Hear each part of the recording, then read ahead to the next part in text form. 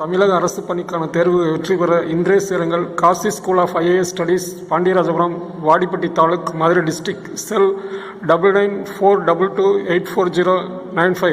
மேலும் நமது யூடியூப் சேனலை சப்ஸ்கிரைப் செய்யுங்கள். பயன்பெறுங்கள். நன்றி, வணக்கம்.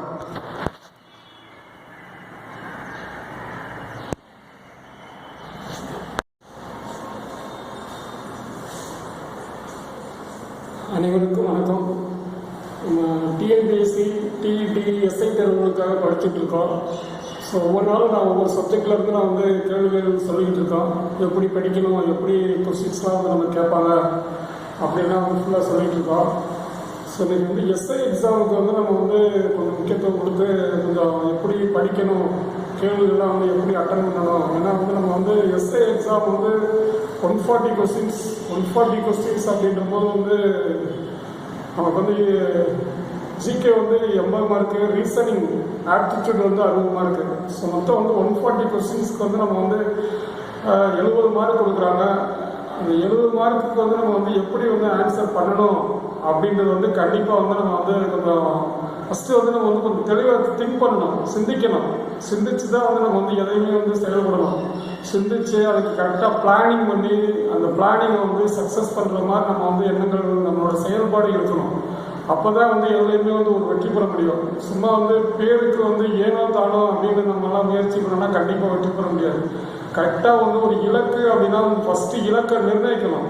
அந்த இலக்கை அடையிறதுக்கு நம்ம ஒவ்வொரு நாளும் நம்மளோட செயல்பாடுகளை அதிகப்படுத்திக்கிட்டே இருக்கணும்.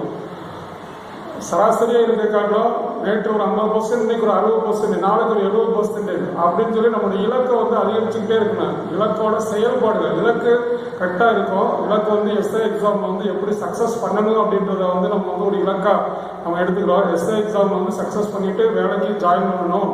அதில் நம்ம என்ன பண்ணணும், எஸ்ஐ எக்ஸாம் சக்ஸஸ் பண்ணுறதுக்கு என்னென்ன வழிமுறைகள் இருக்குது அப்படின்றத ஃபஸ்ட்டு நம்ம அனலைஸ் பண்ணணும். அனலைஸ் பண்ணி தெரிஞ்சுக்கிட்டு அப்புறம் அதுக்கான செயல்பாடை நம்ம தொடங்கணும். செயல்பாடு ஒவ்வொரு நாளும் செயல்பாடுகள் அதிகப்படுத்திக்கிட்டே இருக்கணும். அப்போ தான் நம்ம அதை ரீச் பண்ண முடியும், வெற்றி பெற முடியும்.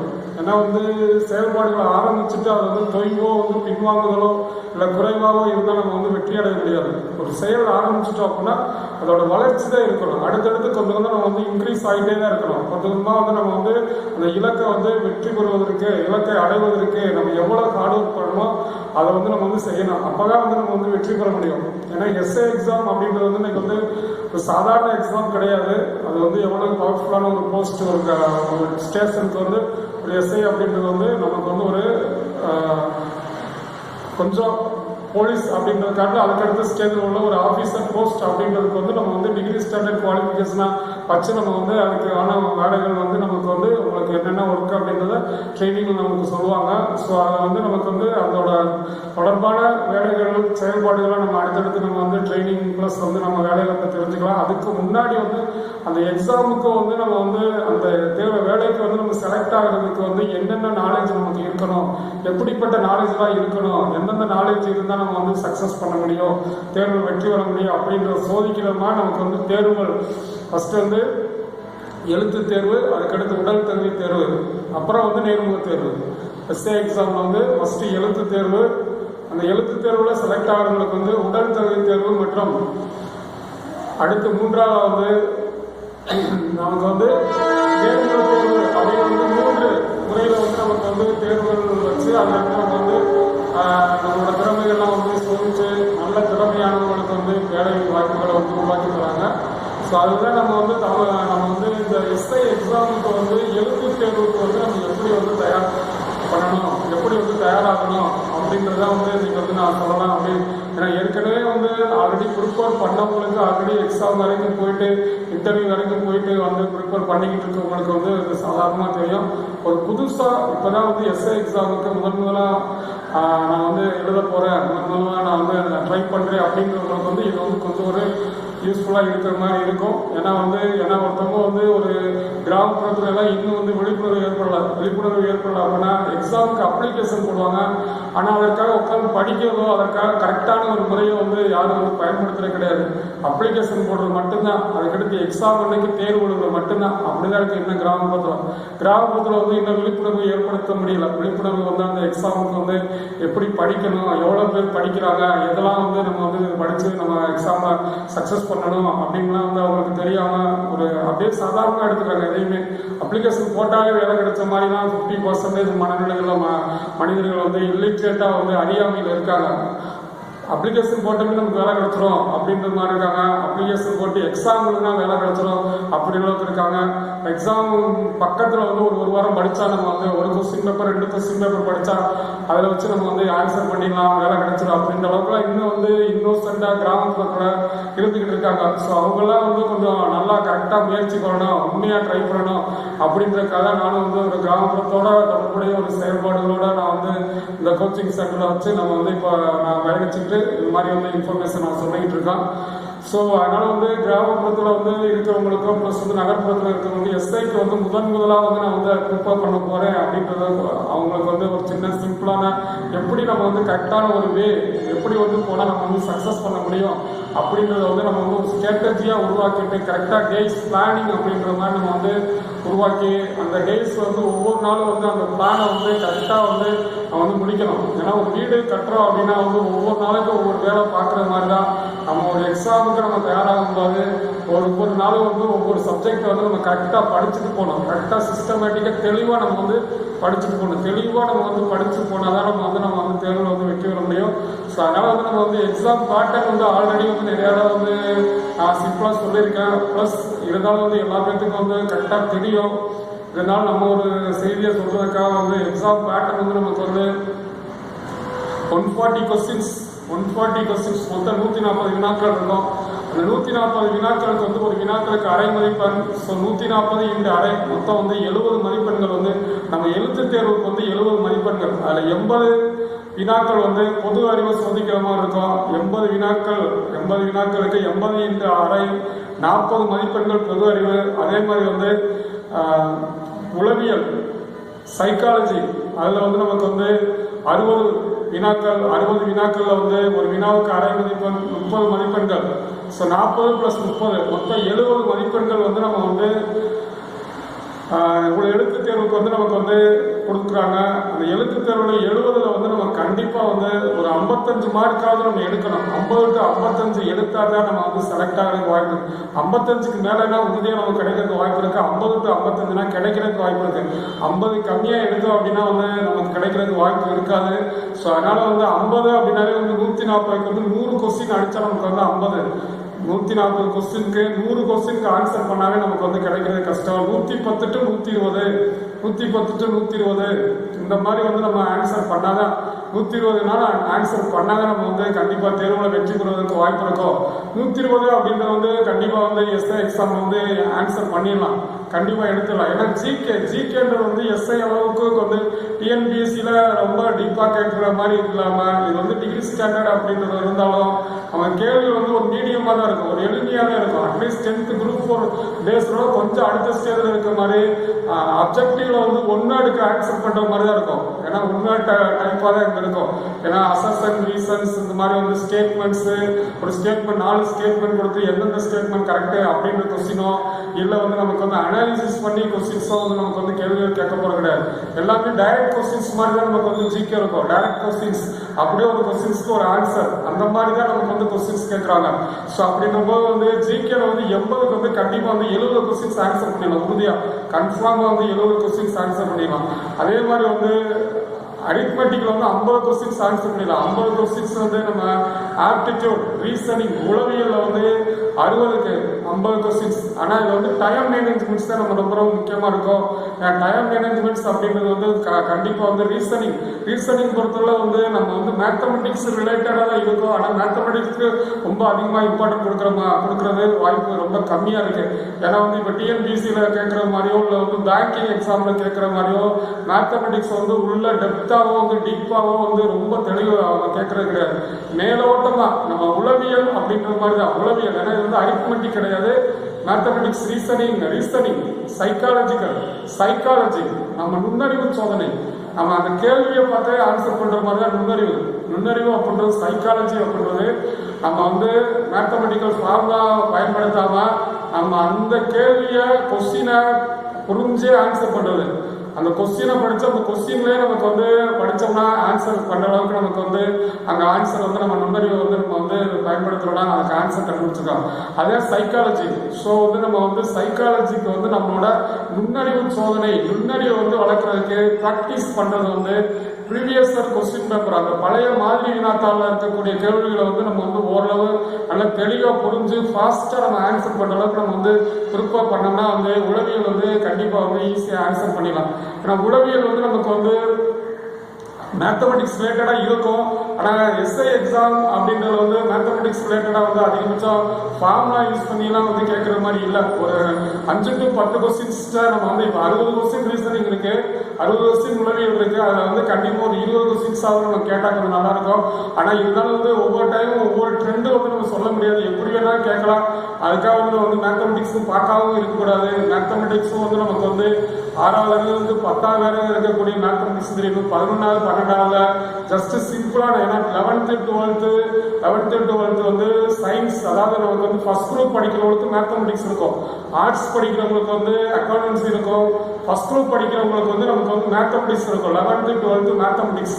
அந்த 11th 12th மேத்தமெட்டிக்ஸ் வந்து என்னென்ன டாபிக்ஸ் இருக்கும் அப்படின்றது வந்து கொஞ்சம் உங்களுக்கு வந்து தெரியாது. ஏன்னா வந்து ஓரளவு டிகிரி ஃபர்ஸ்ட் குரூப் படிச்சிருந்தோம், பிஎஸ்சி டிகிரி படிச்சிருந்தாங்க அப்படின்னா வந்து கண்டிப்பாக வந்து இந்த 11th 12th மேத்தமெட்டிக்ஸ் படிக்கும் போது அதில் இருக்க டாபிக்ஸ்லாம் நமக்கு கண்டிப்பாக தெரியும். இப்போ ஆர்ட்ஸ் குரூப் படிச்சுட்டு எஸ்ஐக்கு ட்ரை பண்ணுறவங்க வந்து அந்த ஃபர்ஸ்ட் குரூப் மேத்தமெட்டிக்ஸ் டாபிக் உங்களுக்கு தெரியாது. ஏன்னா அது வந்து உங்களுக்கு வந்து நீங்கள் எங்கேயும் படிச்சிருக்க மாட்டீங்க. அது ரிலேட்டடாக நமக்கு வந்து ஒரு 2-3 கொஸ்டின், ஒரு 5 கொஸ்டின்ஸ் அப்படின்றது வந்து நம்ம வந்து எதிர்பார்க்கலாம். ஏன்னா வந்து நமக்கு வந்து 10th வரைக்கும் வந்து அணிகள் மட்டும்தான் இருக்கு. அணிகளோட வகைகள், அணிகளோட வந்து நம்ம வந்து அதோட இம்பார்ட்டன்ஸ் தான் நமக்கு இருக்கும். வரிசை இந்த மாதிரி தான் நம்ம கேட்பாங்க போலீஸ் எக்ஸாம் ப்ளஸ் டிஎன்பிஎஸ்சியில் வந்து 10th அளவுக்கு அப்படின்னா வந்து அணிகள், அதோட தொடர்புடைய கொஸ்டின்ஸ் தான் இருக்கும். அணிகளோட வகைகள், அதாவது அழகு அணி, மூளை விட்ட அணி, சம அணிகள், அணிகளோட வரிசை, இந்த மாதிரி ரிலேட்டடாக அணிகள் இருந்து நமக்கு வந்து ஒரு கொஸ்டின்ஸ் இருக்கும். ஆனால் இங்கே வந்து அணிக்கோவைகள் அப்படின்னு ஒரு டாபிக். அணிக்கோவைகள் ஏன்னா 11th ஆரம்பிக்கிறதே வந்து அணிகளும் அணிக்கோவைகளும் அப்படின்னு சொல்லிட்டு அணியின் தரம் அப்படின்றது வந்து இங்கே 11th இன்ட்ரடியூஸ் பண்ணுவாங்க. அணித்தரம் காண்க. 10th வரைக்கும் வந்து அணித்தரம் நம்ம வந்து கண்டுபிடிக்க மாட்டோம், அது வந்து பார்த்துருக்க மாட்டோம், படிச்சிருக்க மாட்டோம். ஆனால் 11th 12th தான் வந்து அணித்தரம் அப்படின்னு சொல்லி ஃபர்ஸ்ட் அணியோட வந்து சேர்ப்பு அணி, அதே மாதிரி வந்து சேர்ப்பணி, நேர்மாறு அணி, இந்த மாதிரி வந்து 11th 12th வந்து நம்ம கொடுப்பாங்க. ஏன்னா 10th வரைக்கும் வந்து ரொம்ப சிம்பிளாக இருக்கும். 11th 12th தான் வந்து அணிகளோட நேர்மாறு அணி, அதே மாதிரி வந்து சேர்ப்பணி எப்படி கண்டுபிடிக்கணும், அட்ஜாயிண்ட் ஆஃப் ஏ எப்படி கண்டுபிடிக்கணும், அதே மாதிரி நேர்மாறு அணி எப்படி A inverse equal to 1 by modulus of A, adjoint of A. இந்த மாடுலஸ் ஆஃப் ஏ அப்படின்றது வந்து அதோட வந்து நமக்கு வந்து ஃபுல் அண்ட் ஃபுல்லாக வந்து அதோட மதிப்பு கண்டுபிடிக்கிறது. ஒரு அணி கொடுத்துருந்தாங்கன்னா அணியோட தரம் கண்டுபிடிக்கிறது, அணியோட தரம். ஆனால் அணிக்கோவைக்கு தான் மதிப்பு கண்டுபிடிக்கணும். ஒரு அணிக்கோவை அப்படின்னா அணினா வந்து பிராக்கெட்டுக்குள்ள எழுதுவோம், அணிக்கோவைனா 2 லைன், இந்த சைடு 2 கோட்டுக்குள்ள எழுதுறது அணிக்கோவை. அணிக்கோவைக்கு வந்து நமக்கு வந்து மதிப்பு கண்டுபிடிக்கலாம். அதை வச்சுதான் நம்ம வந்து அணிக்கோவை வச்சுதான் நம்ம வந்து எல்லாமே ப்ராப்ளம்ஸ் வந்து சால்வ் பண்ணுது. 3 ஈக்குவேஷன் அணி முறைகளில் வந்து நம்ம ஒரு 3 ஈக்குவேஷன் சால்வ் பண்ணலாம். நேர்மாறு அணிமுறையில் தீர் அப்படின்றது வந்து ஒரு 3 ஈக்குவேஷன்ஸ் வந்து நம்ம அல்ஜிப்ராவில் சாதாரணமாக சால்வ் பண்ணுற மாதிரி இதில் வந்து நம்ம வந்து சால்வ் பண்ணலாம். ஏன்னா வந்து நம்ம வந்து நேர்மாறு அணிமுறையில் தீர் அப்படின்ற மாதிரி வந்து நம்ம வந்து 11th 12th கொஞ்சம் படிச்சிருக்கலாம். அது ரிலேட்டட் நம்ம கொஸ்டின்ஸ் கேட்க போகிறது கிடையாது. ஆனால் இருந்தாலும் வந்து அது ஒரு பேசிக்காக நம்ம தெரிஞ்சுக்கணும். அணிக்கோவை அதெல்லாம் வந்து நம்ம வந்து, ஏன்னா அணிக்கோவையிலேருந்து ஒரு டைம் வந்து நான் ஒரு கொஸ்டின்ஸ் கேட்டிருக்காங்க. ஏன்னா வந்து இப்போ 11th 12th mathematics first group மேத்தமெட்டிக்ஸில் வந்து நமக்கு வந்து என்னென்ன ஒரு சிம்பிளான டாபிக்ஸ் இருக்கும் அப்படின்றது வந்து நமக்கு வந்து ஜஸ்ட், ஏன்னா எஸ்ஐக்கு நம்ம படிக்கணும் அப்படின்னா ரொம்ப அதிகமாக டீப்பாக தெரியலாட்டி ஒரு பேசிக்காக நம்ம படிச்சிருக்கணும். எல்லா சப்ஜெக்டை பற்றி பேசிக்காக படிச்சுட்டு எக்ஸாம் பாயிண்ட் ஆஃப் வியூவில் நம்ம படிக்கிறது ஒரு சைடு இருந்தாலும் நமக்கு வந்து அறிவை வளர்க்குற மாதிரி. ஏன்னா கணிதம் அப்படின்றது நம்மளோட நுண்ணறிவை சோதிக்கிற மாதிரி, நம்மளோட அறிவை வளர்க்குறதுக்கான கணிதம். ஏன்னா நுண்ணறிவு இன்டெலிஜென்ஸ் அதை வந்து நம்ம வந்து வளர்க்குறது தான் வந்து மேத்தமெட்டிக்ஸ்ன்றது எதையுமே கூர்மையான அறிவு. அப்படியே வந்து இன்டெப்த்தாக வந்து தெளிவான ஒரு இதை வந்து நமக்கு கொடுக்குறதே வந்து மேத்தமெட்டிக்ஸ் நாலேஜ் தான். ஸோ அந்த மேத்தமெட்டிக்ஸ் நாலேஜ் உங்களுக்கு இருந்துச்சு அப்படின்னா வந்து இன்னும் உங்களோட செயல்பாடுகள் வந்து தெளிவாக பொறுமையாக சிறப்பாக இருக்குது. அதுக்காக வந்து மேக்ஸ் படிக்கலாம். அதனால வந்து 11th 12th மேக்ஸில் ஒரு சிம்பிளான டாபிக்ஸ் வந்து அணிகளும் அணிக்கோவைகளும், அதுக்கடுத்து வந்து நம்ம வந்து ரொம்ப சிம்பிளாக வந்து நமக்கு வந்து வெக்டர் அல்ஜிப்ரா அப்படின்னு சொல்லி இருக்கும். வெக்டர்ஸ் வந்து நம்ம வந்து ஏற்கனவே பிசிக்ஸ்ல படிக்கிற மாதிரி இங்கே வந்து மேத்தமெட்டிக்ஸ்ல வந்து வெக்டர், 2 வெக்டர்களின் கூட்டல், 2 வெக்டர்களின் கழித்தல், 2 வெக்டர்கள். ஏன்னா வெக்டரை வந்து X axis, Y axis, Z axis அப்படின்னு சொல்லி சொல்லுவாங்க. எக்ஸ் ஆக்சிஸ்னா ஐ வெக்டார், ஒய்னா வந்து ஜே வெக்டார், இசட்னா கே வெக்டார். ஒரு வெக்டரோட வடிவம் வந்து மேக்ஸிமம் வந்து 3 டைரக்ஷன்ஸ்ல வந்து எக்ஸ் 2x பிளஸ், அதாவது நம்ம வந்து 2x அப்படின்றது வந்து இங்க வந்து 2y plus 3j plus 4k, இந்த மாதிரி எக்ஸ் ஒய் இஜெட் அப்படின்ற அந்த மாறிலிகள் வந்து வேரியபிள்ஸ் பூரா வந்து இங்க வந்து டைரக்ஷன்ஸ் வந்து I vector, J vector, K vector அப்படின்னு சொல்லியிருக்கோம். ஸோ அந்த 2 வெக்டாரை வந்து எப்படி ஆட் பண்றது, 2 வெக்டாரை எப்படி வந்து சப்ட்ராக்ட் பண்றது, 2 வெக்டார்ஸ்ல ஒரு வெக்டார்ஸ் வந்து நம்ம எடுத்துக்கிட்டா இப்போ ஏ ஈக்குவல்டுன்னு ஒரு கொடுத்துருக்காங்க அப்படின்னா ஐ வரும், ஜே வரும், கே வரும். 2y plus 3j plus 4k. இந்த மாதிரி வந்து நம்ம வெக்டார்ஸ் அப்படின்றது வந்து 3 I vector, J vector, K vector 3 டைரக்ஷன்ஸ்ல இருக்கிற ஆடிங் பண்ணி தான் வந்து ஒரு வெக்டரோட அமைப்பு வந்து நம்ம எழுதுவோம். ஸோ அந்த ஏ வெக்டார் எப்படி இருக்கும், பி வெக்டார் எப்படி இருக்கும் கொடுத்தோம். அந்த ஏ பிளஸ் பி 2 வெக்டார்ஸ் வந்து எப்படி கூட்டணும், 2 வெக்டார்ஸ் எப்படி கழிக்கணும், 2 வெக்டார்ஸ் எப்படி பெருக்கணும், 2 வெக்டார்ஸ் இந்த மாதிரி வந்து 3 வெக்டார் எப்படி கூட்டணும், எப்படி 3 வெக்டார்ஸ் இந்த மாதிரி வந்து அதில் வந்து கூட்டல் பெருக்கல் இதெல்லாம் வந்து நம்ம வந்து எப்படி இந்த வெக்டர்களோட இதெல்லாம் வந்து ஒரு சும்மா ரொம்ப சிம்பிள் பேசிக்காக தான் இருக்கும். இது ரிலேட்டடாக வந்து நமக்கு வந்து கண்டிப்பாக வந்து கேட்கலாம். ஆனால் இதனால வந்து இதெல்லாம் நம்ம தெரிஞ்சுக்கணும். அடுத்து காம்ப்ளெக்ஸ் நம்பர் அப்படின்னு சொல்லிட்டு காம்ப்ளெக்ஸ் நம்பர் ஏ பிளஸ் ஐபி, எக்ஸ் பிளஸ் ஐஒய், ஒரு ரியல் பார்ட், ஒரு இமேஜினரி பார்ட், ஒரு ரியல் பார்ட், ஒரு இமேஜினரி பார்ட், இதெல்லாம் இருந்தால் வந்து நமக்கு வந்து காம்ப்ளெக்ஸ் நம்பரோட ரிலேட்டடாக வந்து நம்ம வந்து சிம்பிளாக இருக்கும். இப்போ 2 + 3i, 2 - 3i, அதோட கான்ஜுகேட், அதோட இணையன், இதெல்லாம் வந்து ஒரு பேசிக் தான். ஜஸ்ட் வந்து 1 வீக் போதும். 1 வீக்ல வந்து நீங்கள் வந்து 11th 12th மேத்தமெட்டிக்ஸ்ல ஒரு பேசிக் நாலேஜ் வந்து நம்ம வந்து வளர்த்துக்கலாம். ஏன்னா மேத்தமெட்டிக்ஸ் பொறுத்தவரை நம்ம வந்து எல்லா எக்ஸாம்லேயும் நம்ம வந்து கேட்பாங்க அப்படின்றதுக்காக நம்ம வந்து படிக்கலாட்டியும் நமக்கு ஒரு நாலேஜ் வளர்க்குறதுக்காக ஒரு சில ஈஸியான ஒரு மேத்தமெட்டிக்ஸ் வந்து நம்ம தெரிஞ்சு வச்சுக்கணும். ஏன்னா ஒவ்வொரு சப்ஜெக்ட்டுமே நமக்கு வந்து நாலேஜ் கொடுக்கக்கூடியது. அதில் வந்து நமக்கு வந்து மேத்தமெட்டிக்ஸ் வந்து நல்லா வந்து ஒரு இன்டெலிஜென்ஸை கொடுக்கக்கூடியது. அதனால மேத்தமெட்டிக்ஸ் வந்து நம்ம நல்லா வந்து ப்ராக்டிஸ் பண்ணுறோம். ஸோ இப்போ வந்து நம்ம வந்து எஸ்ஐ சைக்காலஜியில் வந்து இந்த மேத்தமெட்டிக்ஸ் வந்து 11th 12th மேத்தமெட்டிக்ஸ் அப்படின்றது கேட்பாங்க அப்படின்ல. இதனால வந்து சும்மா லைட்டாக தெரிஞ்சுக்கலாம். 10th வரைக்கும் மேத்தமெட்டிக்ஸ் வந்து ஒரு சிம்பிள் ஃபார்முலாஸ் மட்டும் நீங்கள் தெரிஞ்சுக்கிட்டா போதும். Simple formula. அதே மாதிரி வந்து ரீசனிங் தான், உளவியல் தான் வந்து மேத்தமெட்டிக்ஸ். மேக்ஸிமம் வந்து நம்ம வந்து நம்ம போலீஸ்லையும் இந்த டிஎன்பிஎஸ்சி இந்த எக்ஸாம்ல தான் வந்து நம்ம வந்து ஃபுல்லாக அரித்மெட்டிக்கு இந்த மாதிரி வந்து ஆப்டிடியூட் அப்படின்றதுக்கு இம்பார்ட்டன்ட் கொடுப்போம். இங்கே வந்து எஸ்ஐ எக்ஸாம், போலீஸ் எக்ஸாம்ல வந்து ரீசனிங்கும் ப்ளஸ் ஆப்டிடியூடும் இருக்கும். இருந்தாலும் வந்து ரீசனிங் கொஞ்சம் முக்கியத்துவம் கொடுக்கணும். ஏன்னா ரீசனிங் அப்படின்றது வந்து நமக்கு வந்து அந்த கொஸ்டினே படிச்சே நமக்கு வந்து கேள்விகள் இருக்கும். அந்த கேள்விகள் வந்து ஆன்சர் இருக்கும். கொஸ்டினை படிச்சாவே ஆன்சர் பண்ணிடலாம். அந்த கொஸ்டினை வந்து எப்படி கொடுத்துருக்காங்க அதை நல்லா இன்டெப்தா புரிஞ்சுக்கிட்டோம்னாங்க அதை வந்து நம்ம ஆன்சர் பண்ணிடலாம். அந்த மாதிரி தான் நமக்கு வந்து எஸ்ஐக்கு வந்து இருக்கும் மேக்சிமம். இதனால ஒரு சில ஃபார்முலாஸ் பிஸ்னஸ் மேத்தமெட்டிக்ஸ் ரிலேட்டடாக பிஸ்னஸ் மேத்தமெட்டிக்ஸ் வந்து நம்ம வந்து இந்த probability, simple interest, compound interest, plus வந்து டைம் ஒர்க்கு, அதே மாதிரி நேர்மாறல், எதிர்மாறல், இதுல இருந்து நமக்கு வந்து ஒரு 10 கொஸ்டின்ஸ் வந்து எல்லா எக்ஸாம்லையும் ஸ்டாண்டர்டாக இருக்கும். ஏன்னா வந்து ஸ்பீடு, டிஸ்டன்ஸு, ப்ளஸ் வந்து ஏஜ் கால்குலேட் பண்ணுறது, டே கால்குலேட் பண்ணுறது, ஒரு வருஷம் கொடுத்துட்டு வந்து ஒரு டே கொடுத்துட்டு என்ன 2 வருஷம் கழிச்சு அல்லது 4 வருஷத்துக்கு முன்னாடி அது எந்த நாளை கிழமை கண்டுபிடிக்கிறது. அதே மாதிரி இது வந்து கொஞ்சம் நம்ம வந்து ரீசனிங்கில் வந்து நம்ம கொஞ்சம் மைண்டை வந்து யோசிக்கிறது. இதுக்கெல்லாம் நம்ம ஃபார்முலாஸ்லாம் இல்லை. அதை வந்து நம்ம வந்து கொஸ்டினை புரிஞ்சுக்கிற ஒருத்தர் தான் நம்ம வந்து ஆன்சர் பண்ண முடியும். ஏன்னா ரீசனிங் பொறுத்தவரை நம்ம வந்து ஏபிசிடி அதை வந்து வச்சே வந்து அடுத்தடுத்து எழுத்து எப்படி இருக்கும், அடுத்தடுத்து ஏன்னா ஒரு சீரியஸ் கொடுத்துருப்பாங்க. சீரியஸ்ல வந்து 2 எழுத்தா கொடுத்துருப்பாங்க, 3 எழுத்தா கொடுத்துருப்பாங்க. அடுத்து என்ன எழுத்து வரும் அப்படின்னா வந்து நமக்கு வந்து ஒரு 5 கேள்வி கண்டிப்பா இருக்கும்.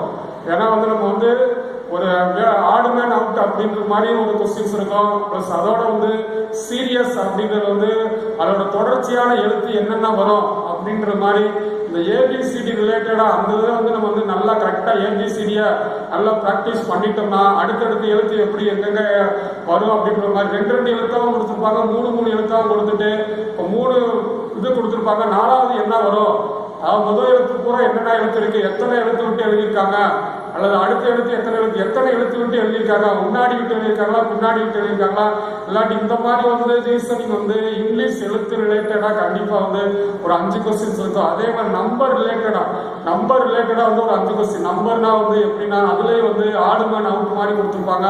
அதாவது நம்ம ஒற்றைப்படை எண்கள், இரட்டைப்படை எண்கள், அந்த வந்து பகா எண்கள், அதாவது ஏதாவது ஒரு நம்பரால் வலுப்படக்கூடிய எண்கள், இந்த மாதிரி வந்து ஃபர்ஸ்ட் வந்து சீரியஸ் தான் கேட்பாங்க. சீரியஸ்னா வந்து ஒரு 3 நம்பர் அடுத்தடுத்து வந்துட்டு ஏதாவது ஒரு அதில் வந்து நம்ம வந்து ஒரு மெத்தட் ஃபாலோ பண்ணியிருப்பாங்க. அதாவது 2 கூட்டியிருப்பாங்க, 2 கழிச்சிருப்பாங்க, இல்லாட்டி 5 கூட்டியிருப்பாங்க, 5 கழிச்சு, இல்லாட்டி 1 2 கூட்டுவாங்க, 4 கூட்டுவாங்க. இந்த மாதிரி ஏதாவது போர்டில் எழுதி போட்டு சொல்லும்போது நல்லா தெளிவாக சொல்லுவோம். ஸோ உங்களுக்கு வந்து கொஸ்டின்ஸ் வந்து எந்தெந்த ஏரியால இருந்து நமக்கு வந்து எஸ்ஐக்கு நம்ம வந்து கொஸ்டின்ஸ் கேட்கலாம்.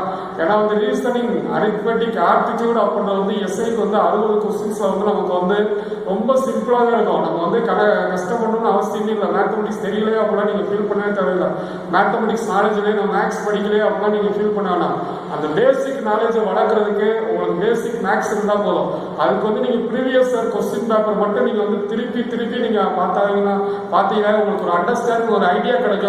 ஒரு ஐடியா பண்றது வந்து நமக்கு வந்து எப்படி வந்து கொஸ்டின்ஸ் வந்து நமக்கு வந்து கேட்டிருக்காங்க, எப்படி கேட்பாங்க அப்படிங்கிற ஒரு மெத்தட் உங்களுக்கு தெரிஞ்சாவே நீங்க வந்து ஆன்சர் பண்ணிக்கலாம். அதான் வந்து ரீசனிங் உளவியல்ல வந்து 60 கொஸ்டின்ஸ்ல வந்து நம்ம கண்டிப்பா வந்து நமக்கு வந்து என்னென்ன கொஸ்டின்ஸா ரொம்ப இம்பார்ட்டன்டா இருக்கு அப்படின்னா, ஃபர்ஸ்ட் வந்து இந்த நம்பர்ஸ் கண்டுபிடிக்க, அதாவது அடுத்தடுத்த நம்பர் கண்டுபிடிக்கிறது, அதுல பிளஸ் வந்து வேறுபட்ட எண்களை கண்டுபிடிக்கிறது, அதுல இருந்து ஒரு 5 கொஸ்டின்ஸ் உறுதியா இருக்கும்.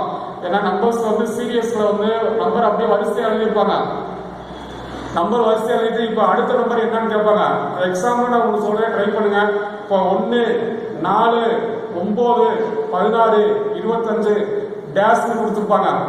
1, 4, 9, 16, 25 அடுத்தது டேஷ் கொடுத்துருப்பாங்க. ஸோ நம்ம வந்து அந்த நம்பருக்குள்ள என்ன 1, 4, 9ன்னு கொடுத்துருக்காங்க. 1, 4, 9னா 2க்குள்ள 3க்குள்ள வேறுபாடு கரெக்டா இருக்கான்னு பார்க்கணும். வேறுபாடு கரெக்டா இல்லை அப்படின்னாலே, ஏன்னா வேறுபாடுனா அந்த 2 நம்பரை கழிச்சு பார்த்தோன்னா ஏதாவது ஒரு வேறுபாடு, ஒரு 2 2 கூட்டியிருப்பாங்க, 2 2 கழிச்சிருப்பாங்க, அல்ல 2 4 6 8 கூட்டியிருப்பாங்க, 5 10 15 ஏதாவது ஒரு நம்பர் நமக்கு ஒரு பார்த்தாலே தெரிஞ்சிடும். ஒரு வேறுபாடு, ஏதோ ஒரு நம்பரை கூட்டலை, ஏதோ ஒரு நம்பரை கழிக்கலை, ஏதோ ஒரு நம்பரை பெருக்கலை, ஏதோ ஒரு நம்பரை வகுக்கலை அப்படின்னாலே அந்த இடத்துல வந்து நம்ம வந்து ஸ்கொயர் கியூப் இதை நம்ம வந்து யோசிக்கணும். ஸ்கொயர் கணக்கு 1 ஸ்கொயர் 1, 2 ஸ்கொயர் 4, 3 ஸ்கொயர் 9, 1, 4, 9, 16, 25னா அந்த ஸ்கொயர் நம்பர் வரிசையா எழுதியிருக்காங்கன்னு அர்த்தம். 1 square 2 square 3 square 4 square 5 square, அடுத்து 6 ஸ்கொயர் என்ன 36 அப்படின்றது வந்து 6 ஸ்கொயர் 36. ஸோ ஸ்கொயரா எழுதியிருக்காங்க. அது கியூபா எழுதுவாங்க. கியூபா எழுதி நமக்கு அடுத்த நம்பர் என்னன்னு கேட்பாங்க. ஸோ இந்த மாதிரி மேத்தமெட்டிக்ஸ்ல வந்து அடுத்த நம்பர் என்ன இருக்கும் அப்படின்னு நமக்கு வந்து கேட்கும்போது நம்ம வந்து அதில் வந்து சில ஃபார்முலாஸ் வந்து நம்ம வந்து பார்க்குறோம். அதில் வந்து மெத்தட்ஸ், ஃபார்முலாஸ்லாம் மெத்தடு பார்க்குறோம். மெத்தடுன்றது வந்து ரொம்ப சிம்பிள் மெத்தடு தான். Simple method. அதில் வந்து நம்ம வந்து வேறுபட்டு ஏதாவது இருக்கா, வேறுபட்டு அப்படின்னா வேறுபாடுகள் ஒரே மாதிரி இருக்கா, கூடுதல் ஒரே மாதிரி இருக்கா, கழித்தல் ஒரே மாதிரி இருக்கா, பெருக்கல் இருக்கா, அப்படியே ஸ்கொயர் பண்ணி எழுதியிருக்காங்களா, அப்படியே ஸ்கொயர் பண்ணி 1 கூட்டியிருப்பாங்க, அல்லது 1 கழிச்சிருப்பாங்க, இல்லாட்டி 2 கூட்டி 2 ஏதாவது ஒரு சிஸ்டமேட்டிக்காக நம்ம வந்து அதை யோசிச்சோம் அப்படின்னா அதுலேருந்து கண்டிப்பாக வந்து ஒரு 5 கொஸ்டின்ஸ் இருக்கும். 5 கொஸ்டின் அதுலேருந்து கண்டிப்பாக இருக்கும். ஸோ அதே மாதிரி வந்து அடுத்து வந்து ABCD அப்படின்றது வந்து நமக்கு வந்து ஒரு 5 கொஸ்டின்ஸ் இருக்கும். அப்புறம் வந்து ரொம்ப சிம்பிளா தான் 2 ஈக்குவேஷனை சால்வ் பண்ற மாதிரி தான் நமக்கு ஒரு 2-3 கொஸ்டின்ஸ் இருக்கும். 2 ஈக்குவேஷன்ஸ், இந்த x+y வேரியபிள் கண்டுபிடி, x+y அதாவது 2 எண்களின் கூடுதல், 2 எண்களின் வேறுபாடு, அந்த எண்கள் என்ன, அதெல்லாம் வந்து நம்ம வந்து கண்டிப்பா வந்து ரொம்ப ஈஸியா தான் இருக்கும். 2 எண்களை கூட்டா x+y எவ்வளவு, x - 2 எண்கள் வேறுபாடு எவ்வளவு, x - y எவ்வளவு, 2ஐயும் சால்வ் பண்ண தெரியணும். ஏன்னா ஒரு கணக்கில் வந்து நம்ம அடிப்படை ஒரு ரீசனிங் இந்த கவர்மெண்ட் எக்ஸாம்ல பாஸ் பண்ணணும் அப்படின்னா நமக்கு வந்து பேசிக் வந்து ஒரு பின்னத்தை வந்து கூட்டணும், கழிக்கணும். அதே மாதிரி வந்து நம்ம வந்து அந்த 2 ஈக்குவேஷனை வந்து சால்வ் பண்ண தெரியணும். 2 ஈக்குவேஷனை சால்வ் பண்ண தெரியணும், 3 ஈக்குவேஷனை சால்வ் பண்ண தெரியணும். 3 ஈக்குவேஷன்ஸ் கொடுத்தா அதில் வந்து எக்ஸோட மதிப்பு ஒய்யோட மதிப்பு எப்படி கண்டுபிடிக்கணும், இதெல்லாம் வந்து ஒரு ரொம்ப சிம்பிள் தான். எக்ஸ் பிளஸ் ஒய், இதே வந்து நம்ம வந்து ஒரு பின்னம், இப்போ எக்ஸ் பிளஸ் ஒரு நம்பர் கொடுத்து அதில் வந்து எக்ஸோட மதிப்பு ஒய்யோட மதிப்பு இதெல்லாம் வந்து நம்ம கண்டுபிடிக்கிறதுக்கு ஒரு சிம்பிளான கான்செப்ட் தான். அதெல்லாம் போர்டில் நம்ம நடக்கும்போது நடத்துவோம். இப்போதைக்கு சும்மா ஜஸ்ட் சிம்பிளாக சொல்கிறேன். நீங்கள் எப்படி படிக்கணும் அப்படின்னா, அதிகபட்சம் நம்ம வந்து கணக்குகள் பூரா வந்து கூட்டல் கழித்தல் பெருக்கல் அதோட தொடர்புடைய ஒரு கொஸ்டினாக தான் இருக்கும். ஆனால் அது வந்து நம்ம யோசிச்சு கரெக்டாக பண்ணணும். அந்த மாதிரி தான் இருக்கும். அது வந்து ரொம்ப ரொம்ப சிம்பிளாக தான் இருக்கணும். ஒரு தடவை யோசிச்சோம்னா ஈஸியாக ஆன்சர் பண்ணிடலாம். அதனால நல்லா வந்து ப்ராக்டிஸ் பண்ணலாம். அதே மாதிரி பின்ன கூட்டல் பின்ன கழித்தல், அதே மாதிரி டெசிமல் தசம எண்களை வந்து கூட்டல் கழித்தல் பெருக்கல் வகுத்தல் இதெல்லாம் வந்து நம்ம வந்து கொஞ்சம் தெளிவாக தெரிஞ்சுக்கிட்டோம்னாலே எல்லா கொஸ்டின்ஸும் இது ரிலேட்டடாக தான் இருக்கும். எல்லாமே வந்து உங்களுக்கு பெருக்கலாக இருக்கும், பின்ன பெருக்கலாக இருக்கும், பின்ன கூட்டலாக இருக்கும், பின்ன வகுத்தலாக அல்லது பாயிண்ட்டு டெசிமல் பர்சன்டேஜ் பூரா டெசிமலில் தான் இருக்கும். அதே மாதிரி ரேசியன் ப்ரொபோஷனும் அப்படி தான் இருக்கும். ரேசியன் ப்ரொபோஷன்ஸ்லாம் வந்து ரொம்ப ஈஸியாக தான் இருக்கும். ஒரு நம்பரோட 4 கூட்டுறோம், மேலே இருக்கிற நம்பர் 4 கூட்டுறோம், கீழே இருக்கிற நம்பரோட 3 கழிக்கிறோம், கிடைக்கக்கூடிய நம்பர் அப்படின்னா அந்த எண்கள் என்ன, இந்த மாதிரிலாம் வந்து ஒரு எளிமையான கொஸ்டின்ஸாக இருக்கும். உளவியல் பொறுத்தவரை வந்து நம்ம வந்து கொஞ்சம் வந்து கான்சென்ட்ரேட் பண்ணி அந்த கொஸ்டின்ஸவே நம்ம பார்த்தோம் அப்படின்னா நம்ம வந்து ஓரளவுக்கு ஆன்சர் பண்ணுறதுக்கு வாய்ப்பு இருக்கும். அந்த கொஸ்டினை புரிஞ்சு அதனால நம்ம வந்து கரெக்டாக வந்து பிளானிங் பண்ணணும் அப்படின்னு சொல்றது வந்து கரெக்டாக வந்து ஒரு நாளைக்கு வந்து ஒரு 10 மணி நேரம் படிக்கணும். ஏன்னா நம்ம வந்து ஸ்ட்ராட்டஜி வந்து ஒரு எக்ஸாம் நம்ம வேலைக்கு போயிட்டால் படிக்கணும் அப்படின்னா கொஞ்சம் 6 மணி நேரம் தான் படிக்கணும். 6 மணி நேரமாக நீங்கள் படிக்கணும். வேலைக்கு போல எனக்கு இதுதான். ஏன்னா இன்னைக்கு அதிகபட்சம் இந்த கவர்மெண்ட் எக்ஸாம்ல பாஸ் பண்றதுக்கு கூட வந்து இதே வேலையை உட்காந்து 2 வருஷம் 3 வருஷம் உட்காந்து படிக்கிறவங்க தான் தேர்வில் வெற்றி பெறாங்க. சும்மா 2 மாசம் 3 மாசம் உட்காந்து ஏதோ வந்து வேலைக்கு போயிட்டு படிக்கிறோம் அவங்கெல்லாம் வந்து திருப்பி எழுதிக்கிட்டே தான் இருக்க வேண்டியதான். ஏன்னா இந்த எக்ஸாம் அப்படின்னா குறைஞ்சு 1 வருஷமா வந்து கரெக்டாக வந்து தெளிவாக வந்து படிச்சு நோட்ஸ்ல எல்லாமே நோட்டு எழுதி வச்சுக்கணும். இப்போ 10th வந்து எப்படி நம்ம படிக்கிறோம் அதே மாதிரி 12th எப்படி படிக்க அதே மாதிரி இந்த காம்படிஷன் கவர்மெண்ட் எக்ஸாமுக்கு வந்து ஒவ்வொரு டாப்பிக்கையும் கரெக்டாக நோட் போட்டு பிசிக்ஸ்னா இவ்வளோதான், கெமிஸ்ட்ரினா இவ்வளோதான், பாட்னா இவ்வளோதான், சுவாலஜினா இவ்வளோதான், history, ancient India, medial India, modern India, freedom struggle, அதே மாதிரி வந்து நம்ம வந்து geography, world geography, Indian geography, Tamil Nadu geography, polity, Indian politics, Tamil Nadu state அரசு, ஸ்டேட் அரசாங்கம், ஸ்டேட், அதே மாதிரி வந்து நம்ம வந்து இன்டர்நேஷனல் பாலிடிக்ஸ், இந்தியா எப்படி அந்த அளவுக்கு நம்ம வந்து தனித்தனியாக நோட்டு போட்டு ஜிகே வந்து 6வது 10வது வரைக்கும் இருக்கக்கூடியதை வச்சு அதை வந்து நோட்ஸ் எழுதி வச்சு படிச்சுக்கணும். நோட்ஸ் எழுதி வச்சு படிக்கணும். நோட்ஸ் எழுதாமல் வந்து நம்ம வந்து படித்தோம் அப்படின்னா வந்து நம்ம வந்து சக்ஸஸ் பண்ணுறது ரொம்ப கஷ்டமாக இருக்கும். ஏன்னா வந்து படித்ததை வந்து நம்ம திருப்பி படிக்கணும். திருப்பி படித்து நம்ம வந்து எக்ஸாமில் வந்து நம்ம வந்து அங்கே கேட்குற கேள்விக்கு கரெக்டாக ஆன்சர் பண்ணாதான். ஏன்னா திருப்பி படித்தா தான் அங்கே போய் எக்ஸாமில் வந்து கரெக்டாக ஆன்சர் பண்ண முடியும். சும்மா மேலோட்டமாக படிச்சுட்டு போய் அங்கே போனோம் அப்படின்னா, ஏன்னா இந்த எக்ஸாமுக்கு படிக்கணும் அப்படின்னா நீங்கள் 10 மணி நேரம் 10 மணி நேரம் மினிமம் உட்காந்து நம்ம படிக்கணும். 10 மணி நேரத்தில் வந்து 4 மணி நேரம் சயின்ஸ், 2 மணி நேரம் ஆர்ட்ஸ், 4 மணி நேரம் மேக்ஸு. ஏன்னா ஆர்ட்ஸ் சப்ஜெக்ட் இல்லை 3+3 3 மணி நேரம் சயின்ஸ் படிங்க, 3 மணி நேரம் ஆர்ட்ஸ் படிங்க, 3 மணி நேரம் சயின்ஸ் சப்ஜெக்ட் படிங்க, 3 மணி நேரம் ஆர்ட்ஸ் சப்ஜெக்ட் படிங்க, 4 மணி நேரம் மேக்ஸ் பாருங்க. மேக்ஸில் வந்து திருப்பி எல்லா கணக்கை வந்து திருப்பி பார்த்தீங்க அப்படின்னா வந்து கண்டிப்பாக வந்து அங்கே உங்களுக்கு டைமும் மிச்சமாகவும் ப்ளஸ் வந்து ஈஸியாகவும் நம்ம ஆன்சர் பண்ணிடலாம். நம்மளோட ப்ராக்டிஸ் இந்த மேக்ஸை பொறுத்தவரை, உளவியல் பொறுத்தவரை நம்ம ப்ராக்டிஸ் தான் பண்ணணும். ஸோ மேக்ஸ் வந்து நமக்கு வந்து உங்களுக்கு எப்படி கேட்பாங்க, என்னென்ன டாபிக் அப்படின்னு ஏற்கனவே நான் நிறையா சொல்லியாச்சு. ஸோ அதனால் வந்து உளவியல் பொறுத்தவரை வந்து நம்ம வந்து இந்த ரீசனிங்கில் வந்து இந்த சைக்காலஜியில் வந்து நமக்கு வந்து அதிகபட்சம் வந்து அவங்க கொடுக்குற கேள்வியை வச்சு நம்ம ஆன்சர் பண்ணிடலாம்.